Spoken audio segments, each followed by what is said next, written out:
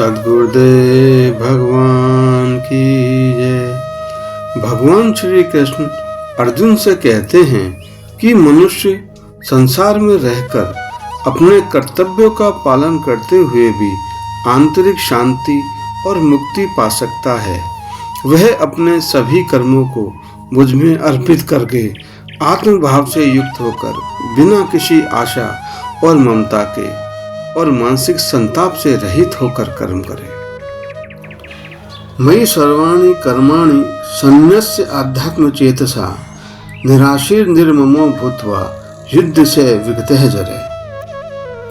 मयि सर्वाणि कर्माणि सन्न्यस्य, इसका आशय यह नहीं है कि मनुष्य कर्म करना छोड़ दे, बल्कि यह है कि वह अपने सभी कर्मों को ईश्वर को समर्पित कर दे।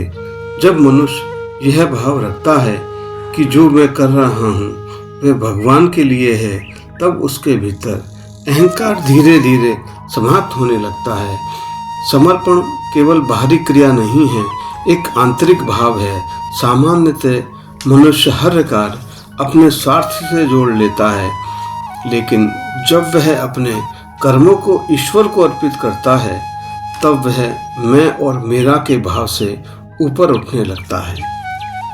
आध्यात्म चेतसा अर्थात अपनी बुद्धि और चित्त को आत्मा में स्थिर करके मनुष्य अपने वास्तविक स्वरूप आत्मा को समझे और उसी दृष्टि से कर्म करे। जब व्यक्ति ये समझ लेता है कि वह केवल माध्यम है और परमात्मा ही सब कुछ संचालित कर रहा है, तब उसके कर्म शुद्ध और निष्काम हो जाते हैं।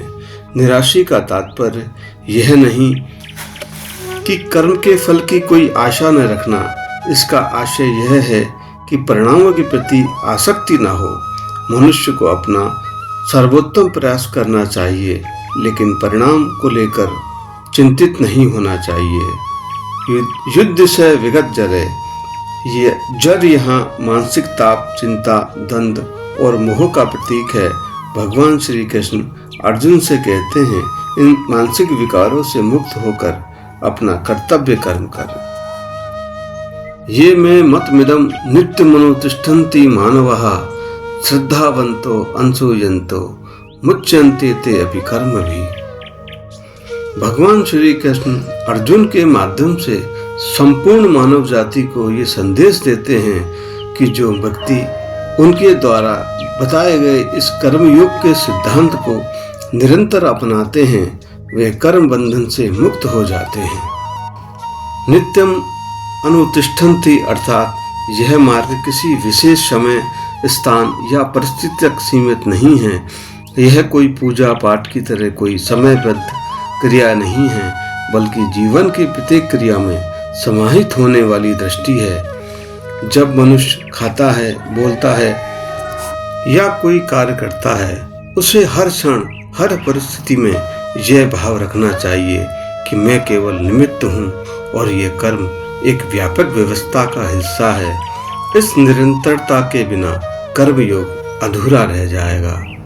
श्रद्धावंत अर्थात एक गहरी आंतरिक स्वीकृति जो अनुभव और विवेक से उत्पन्न होती है। श्रद्धा वह शक्ति है जो व्यक्ति को मार्ग पर स्थिर रखती है, विशेषकर तब जब परिस्थितियां प्रतिकूल हो। जब व्यक्ति को तुरंत परिणाम दिखाई नहीं देते, तब भी श्रद्धा उसे विचलित नहीं होने देती। यह श्रद्धा ही कर्म को साधना में परिवर्तित करती है। अंशुयन्ते हर बात में कमी निकालना, संदेह करना या अहंकारवश सत्य को अस्वीकार करना। जब मनुष्य के भीतर यह प्रवृत्ति होती है, तब वह किसी उच्च ज्ञान को पूरी तरह ग्रहण नहीं कर पाता। अतः साधक का मन सरल, विनम्र और ग्रहणशील होना चाहिए। मुच्यन्ते ते अपि कर्म भी अर्थात जीवन मरण के चक्र से छूटना ही नहीं, बल्कि वर्तमान जीवन में भी मानसिक, भावनात्मक और बौद्धिक संबंधों से मुक्त होना है। शेष अगले भाग में। जय श्री कृष्ण।